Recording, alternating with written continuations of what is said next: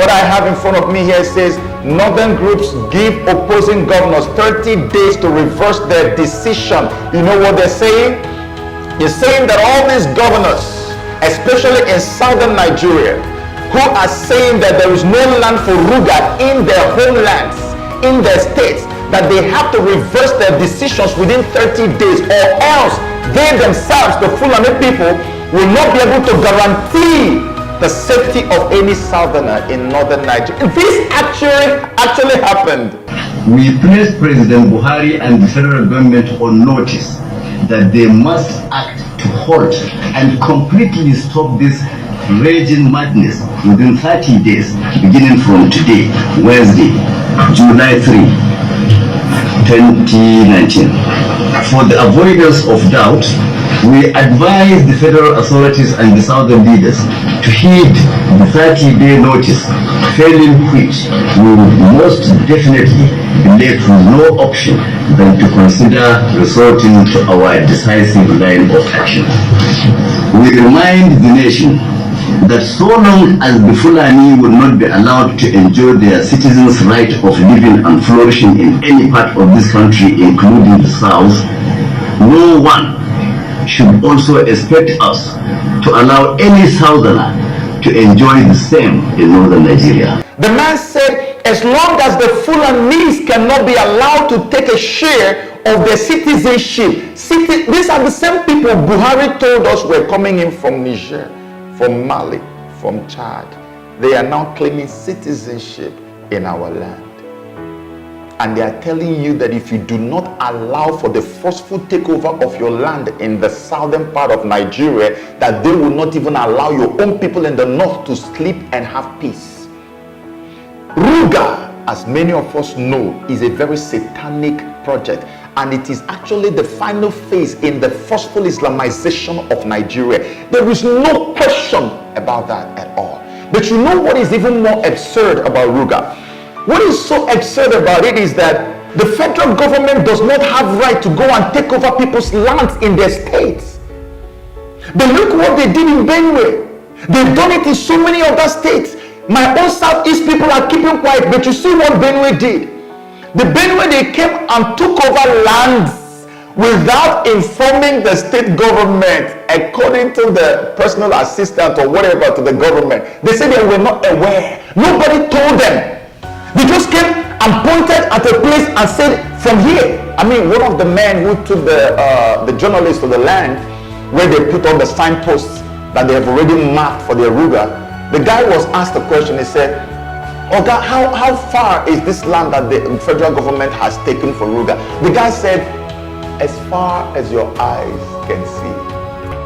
Some people just came there, raise that fence there in the name of RUGA or whatever, without consultation with the people and for no projects that we know of, and we are not going to allow them. We have scattered the signpost. Before the end of today, this fence will come down.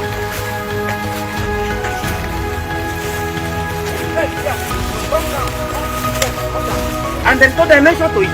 It's endless. So they came to this land and there's no measurement. No measurement. As far as they just started doing their fencing. So how long is the fence? Because I see it started from here down there. As long as you can go.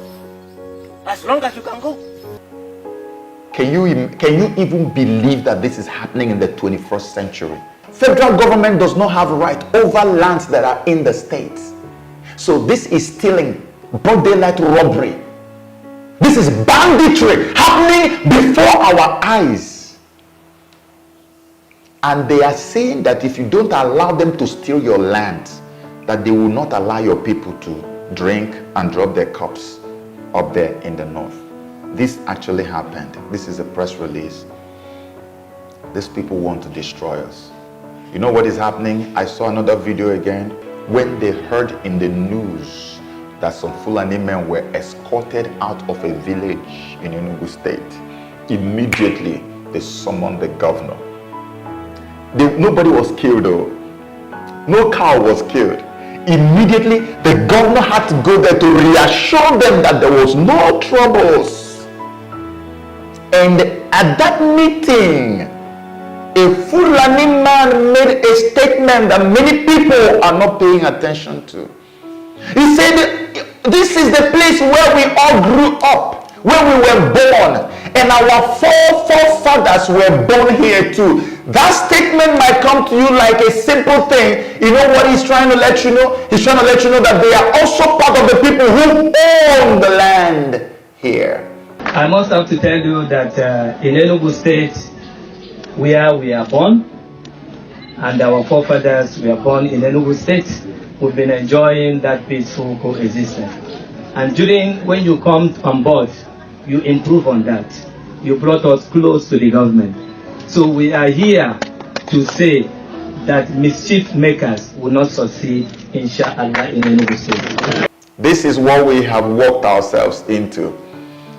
Are you surprised he's saying that, knowing that Fulani people have gone on radio, on TV live, and told Governor Otom of Benue State that he has no right whatsoever to challenge their rights to ownership of lands in that place. They actually told the governor that they were in Benue State before them, the owners of the land.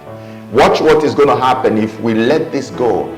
Very soon, Fulanis will begin to change the history and let us know that Fulanis were in Enugu State before the indigents of Enugu State.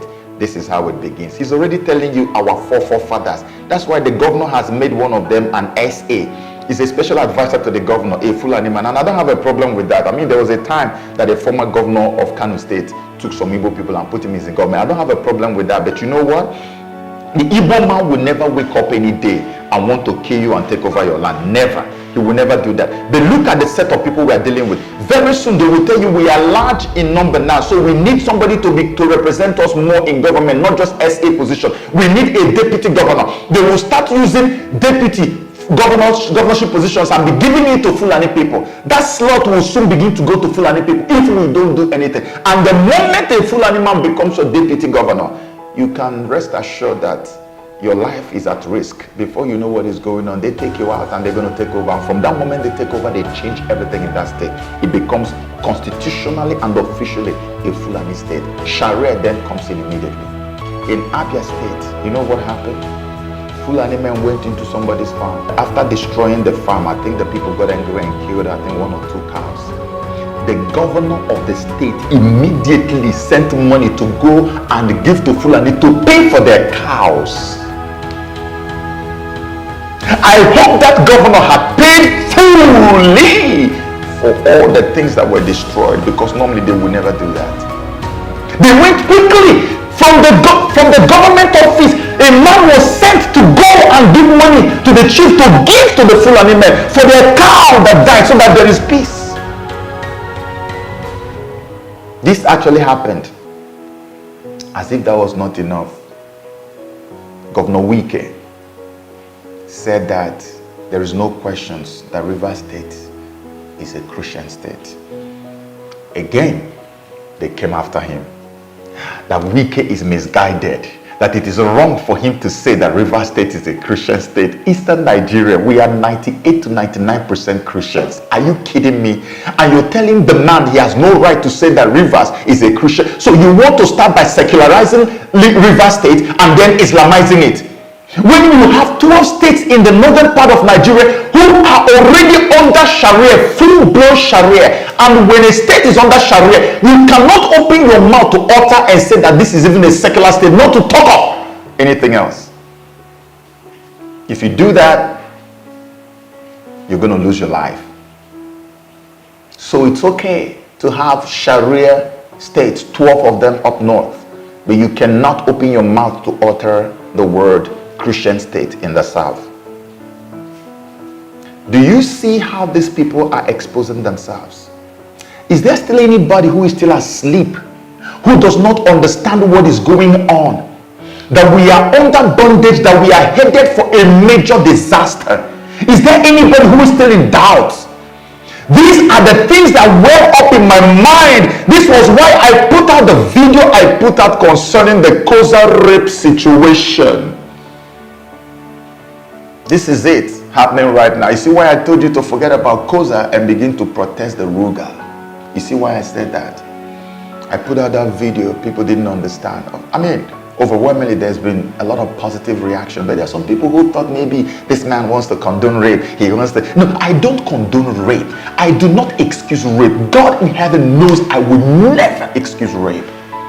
I have counseled a lot of rape victims before. I know what rape is. I know what it does to women and to men too. Some males have been raped before too. In a few weeks' time, my media productions company is going to be moving into a beautiful African country to shoot a movie that the story is based off of rape. So I know what rape is all about. I could never condone it. But unfortunately, in this particular case, we did not follow due process. And the whole thing was too fishy. But then, above all, it wasn't even just about the due process and the fishiness of the whole story. It was the fact that I was so sure, and I am still very sure, that all these things are being orchestrated to form what you call a satanic distraction from the real thing. Did you see that the Fulanis have been so quiet while Buhari was busy frantically implementing his RUGA projects? The moment America showed up and pressure began to come and he suspended it, boom! It took them just 24 hours or less or more just to come out and begin to make a video. They are threatening us that we must allow them to do RUGA. And we are busy talking about protesting COZA. And Christians are falling for this nonsense. That's why I put out that video. You can see it for yourself now. We are in danger. This is a dire strait. Let me tell you before I close this video. Let me tell you why this RUGA, this COZA thing was brought up. You know, Turkey was 100% a Christian nation before it was conquered. Today, Turkey is 99.7% Muslim. The book of Ephesians you have in the Bible is located in present day Ephesus is located in present day Turkey. You remember that part of Revelation where we have the letter to the 7 churches of Revelation? Those 7 churches are located in present day Turkey. There's a church, it was supposed to be the oldest and the biggest ancient church of all times. It was built by St. Peter that you read about in the Bible. I think it was called St. Sophia or Hagia Sophia Church. The moment the Ottoman Turkey guys took over, they went to that beautiful edifice and turned it into a mosque. Why did they do that? Whenever Islam conquers a region, the first thing they do is that they remove all the signposts and landmarks that point to Christianity or anything or any other religion, and then begin to change them into ones that point to Islam. Landmarks mean the word to them. And as far as they are concerned, Nigeria already technically has fallen to Islam. You do not know that. That is why Buhari brought about RUGA. RUGA is the final phase. There's no way he would have introduced RUGA if they didn't know or believe that Nigeria has completely fallen to the caliphate in its entirety. And so if Nigeria has fallen to the caliphate, what that means is that Abuja is not your national capital. Abuja in reality is the Caliphate Islamic capital of Nigeria. Abuja, let me say it again, is not your national capital. It is the Caliphate Islamic capital of Nigeria. And so all these imposing structures, churches, magnificent edifices that are churches in Abuja, they are a threat. And so all of them are going to be kicked out. You see, they started with Fatoyinbo because they probably considered that Fatoyinbo should be a weaker link. They had to dig into something that allegedly happened 20 years ago. And some people were busy going for protest, but you do not know that when they are done with Fatoyinbo, they are going to move over to Paul Enenche, and they're going to move over to Bishop Abioye of Unas Chapel. They're going to move over to all of them one by one. They've got stuff on each and every one of these people. Something they're going to hold on to. And they're going to end up using Christians to bring fellow Christians down. And when they are done, they will do what? They will laugh at you and then change all the signposts everywhere. That's why, look at all the people who protested COZA. Most of the people at the forefront of the protest were Muslims, wearing burqa and all kinds of stuff. They were Muslims. Whenever there is an update or breaking news on this whole Timi Busola rape issue, it's always on a Facebook page or website of a Muslim. Why are they so interested? And you did not even understand that you're flowing with it. You don't understand what is happening. The guys are smarter than us. Christians, wake up! Wake up! We are in danger. When they finish with Abuja, pastors, they're going to come to Lagos, because you know Lagos now has gotten an emir. The caliphate has landed in Lagos, and whenever they land, it means that conquest has happened. So when they finish there, you see, these things sound a little too preposterous, like it's too big. How can this even happen? That was how we were thinking that Boko Haram would never leave Northeast. That's how we were thinking that Fulani would never get to Middle Belt. Okay, what happened today? We were thinking, oh, like, how can they even ever enter the South? Do you remember 2 years ago when people were saying this thing happening there will never happen in the South? They have finished with Middle Belt. They are now in southwest of Nigeria. And now they are so interested in Eastern Nigeria because that's where all the oil is. That's why you see all our governors are being hounded and threatened, all of them. From Ebonyi State to Enugu State to Abia State to Rivers State. Look at what happened during elections in Rivers. These people are not relenting. We are the ones who are making excuses for them. We are trying to explain their wickedness every day rather than standing up to these people and taking over. We are defending their madness. These guys want to wipe us off. Especially my own people in Eastern Nigeria. They want to deal with us. We have to go back to the drawing book right now and plan and pray. This is why we are praying on Facebook.